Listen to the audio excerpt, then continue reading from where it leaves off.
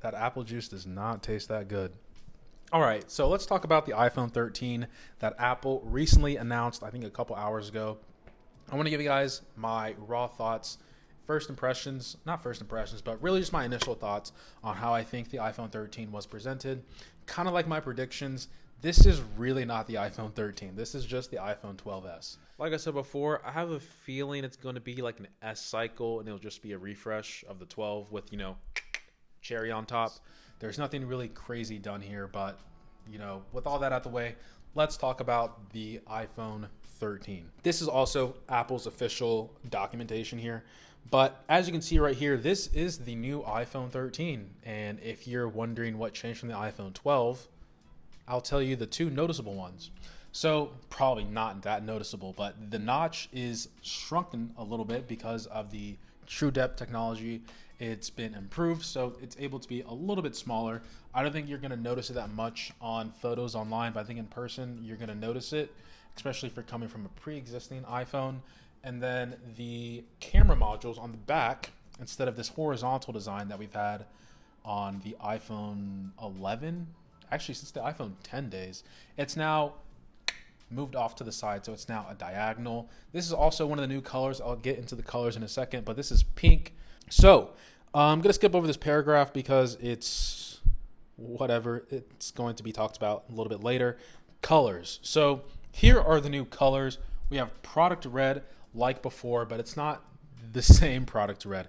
This one looks much better. It's like a deep ruby red. It looks really good.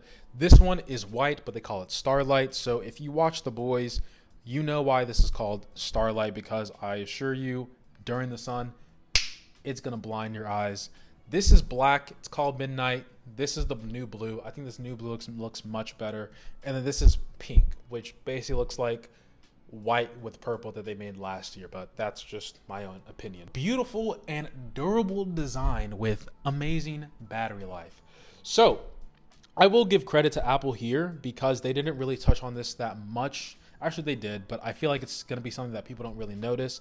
So they did talk about changing the internals of the device, so it's a little bit more, not a little bit more. There's improvement in the battery life. So just the way things are fit inside the phone, the way it's structured, it's different, so that's nice. But as you can see here, this is all this information here is essentially the same as the iPhone 12. 6.1, 5.4, same as iPhone 12. IP68 rating, same as iPhone 12. Face ID, same as iPhone 12. It's like 12s, man. Come on, let's be real. So in terms of regular brightness outdoors, it does now go to 800 nits, if I can see properly. Yes, 800 nits. So you're going to be able to see your smartphone better outdoors, especially if you wear sunglasses. And then 1200 during HDR content. So that's also good. And key phrase, all while being more power efficient. I think that's pretty good. Also, this is a pretty nice photo. So major battery life improvement thanks to the A15 Bionic chip. Also pretty good. So the most advanced dual camera system in a smartphone. I swear, I read these headlines like I'm fighting for my life presenting at Apple. But now this new camera module that we have, it's a improved wide camera lens. As you can see right here, new wide camera, 1.7. I have no idea what is that called? Unit of measures this is? Like what? It's a meter. I'm going to say it's a micrometer pixel, I think. But anyway, there's essentially a new wide camera lens inside the iPhone 13, which allows for brighter photos in low light condition and less noise, stuff like that. So it's also in the iPhone 13 mini. Back up real quick. Here's one photo. Here's another photo. Here's another photo. Man, this is like pitch black. And here's another photo. And last photo. Actually, this is the last photo. Actually, whoa. We're going a little bit too far ahead. So, cinematic mode is something that they actually spent a decent amount of time on. And I swear, I think my wisdom teeth are coming in because my jaw is starting to hurt. Pause. So, cinematic mode is in the iPhone 13 now. And this is basically the effect of being able to focus one object and then transition to another object and focus onto that in a smooth transition, sort of like how they do in movies. And it's able to do this through like AI and ML. So like it's able to predict when a person's going to be on screen and focus on them when they turn their head, stuff like that. So I think cinematic mode is going to be a pretty cool mode that people use if they use it. I just don't think it's going to be as widely used as Apple is trying to portray. But in terms of the professional users, I think this is going to be something that's going to be great, but that's all I can really say. I don't think a lot of people are going to be using this, but it's cool nonetheless. So this video right here, this is something called photographic styles. This is something they introduced. I really don't know what to say to this other than this basically looks like filters before you take the photo. Am I wrong? Like, does anyone else think it's something else, or am I missing something?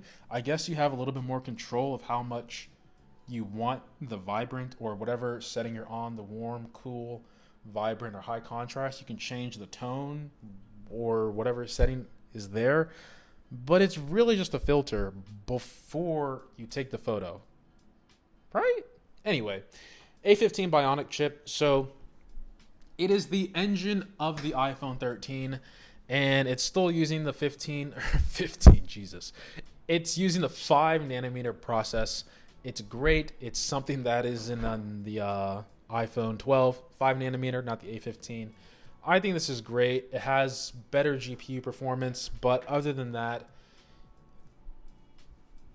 it's still 5 nanometer. It's basically iPhone, or it's basically A14 process. 5G experience, you can experience it in more places. I have my own thoughts about 5G. I've talked about this in my stream. 5G is great, but I don't really see the benefits of 5G because LTE, at least the past 7 years that I've used LTE is pretty good. And switching to 5G, I don't see that much more benefit when loading web pages or watching videos outside. LTE already for me is pretty solid. And if anything, when I do enable 5G, my phone just dies way quicker. So I actually just turn it off and use LTE. If you see benefit of 5G, great. But you know what else has 5G? The iPhone 12. Featuring an iOS 15. This is great, but I really don't want to talk about this because guess what? Everything all the way down to the iPhone 6s is getting the iOS 15. So this isn't something that is exclusive to the iPhone 13. So once again, it's great, but it's whatever. So iPhone in the environment, this is basically them just talking about, oh wow, we care about the environment, X, Y, and Z. I mean, I'm not trying to brush off Apple for doing this, but it's great that they're using recycled material in order to build the iPhone. I know this is something that they should be very proud of, but their motives on why they do things is still a little bit questionable. So that's pretty much it for the iPhone 13. As you can tell, it's really not that different from the iPhone 12. I mean, what is really different here, guys? The back of the camera is moved to the side. The notch is ever so slightly smaller. Your photos look better at night, I guess, with the wider camera lens. But I mean, I said this before. I said this in my stream as well. If you look at your photo album and majority of your photos aren't taken at night, you really shouldn't be stressing over the iPhone 13. If you're a person who's like a night owl and you stalk people and you take photos at night, well, probably pick up the iPhone 13. You're going to get brighter photos at night in harder places. But other than that, it's really not that crazy of a difference of the existing iPhone 12, even the iPhone 11. So only real reason I would say get the iPhone 13 is probably just the battery life. If you want to maximize the amount of time you can use your phone without a charger, pick up the iPhone 13. Because other than that, I think the iPhone 12 is just as good. Seriously. I mean, the A14 Bionic chip is already a powerhouse. The 5G, like I said, it's already in the iPhone 12. what people should be getting excited for is iOS 15. This is what's going to carry forward all the other iPhones. iOS 15 is the exciting thing of this year. So that's all I really have to say about the iPhone 13. It's okay. It's okay. It's a smartphone. It's Apple. Do they really innovate? Occasionally. It's just not one of these years. So I'm going to talk about the iPhone 13 Pro in a different video, but hopefully you found this video informative. I appreciate every sub, like, and comment. Let me know what you guys think of this breakthrough camera innovation and a powerhouse chip with an impressive leap in battery life of a smartphone called the iPhone 13 and the iPhone 13 mini. Seriously, Apple, please let me present one of your products. I would do a fantastic job. But yeah, with all that being said, guys, much love.